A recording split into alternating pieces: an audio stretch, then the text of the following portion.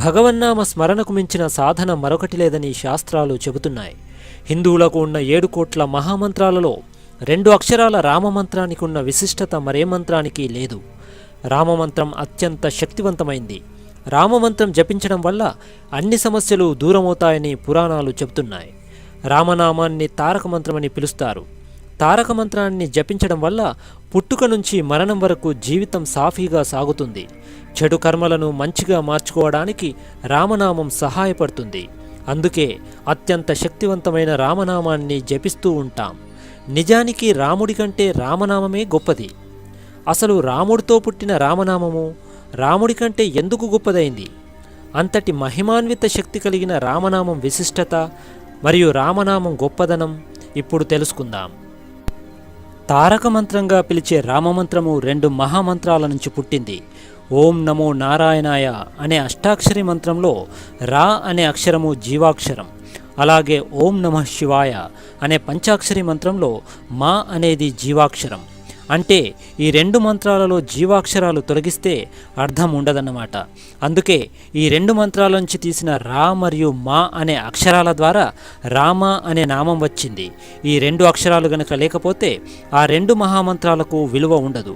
అందుకే ఈ 2 జీవాక్షరాల సమాహారంగా రామ అనే నామము లేదా మంత్రం పుట్టింది.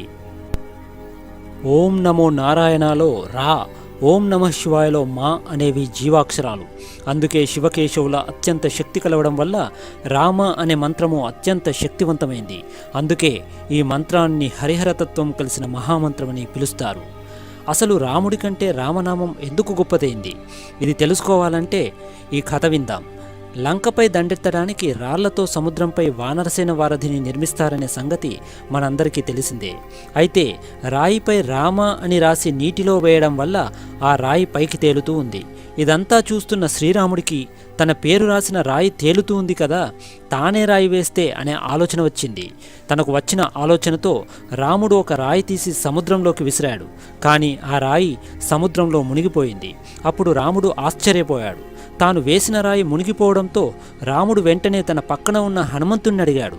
అప్పుడు హనుమంతుడు, రామ అనే మంత్రం రాసిన రాళ్లే పైకి తేలుతాయి, మీరు వేసిన రాయిపై రామనామం లేదు కదా, అందుకే మునిగిపోయింది అని హనుమంతుడు వివరించాడు. ఇలా రాముడి కంటే రామనామం ఎంతో బలమైంది, శక్తివంతమైంది మరియు విశిష్టమైనదని భావించడం మొదలుపెట్టారు. రామ అనే మంత్రంలో రా, ఆ మరియు మా అనే అక్షరాలున్నాయి. రా అంటే అగ్ని, ఆ అంటే సూర్యుడు, మా అంటే చంద్రుడు అని అర్థం. అంటే రామ అనే మంత్రంలో ఈ లోకానికి మూలమైన 3 శక్తులున్నాయని తెలుస్తుంది. రామ అనే పలికేటప్పుడు రా అనే అక్షరాన్ని నోరు తెరుచుకొని మనలోని పాపాలన్నీ బయటకు వచ్చి అగ్నికి ఆహుతవుతాయి. అలాగే మా అక్షరం పలికేటప్పుడు నోరు మూసుకొని బయటి పాపాలని మనలోకి ప్రవేశించవని వివరిస్తుంది. రామ రామ రామ అని 3 సార్లు జపం చేస్తే విష్ణు సహస్రనామం చేసినంత ఫలితం లభిస్తుంది. శ్రీరామ జయరామ జయ జయ రామ అనే 13 అక్షరాల నామమంత్రం. ఈ మంత్రాన్ని జపించడం వల్ల విశేష పుణ్యం లభిస్తుంది.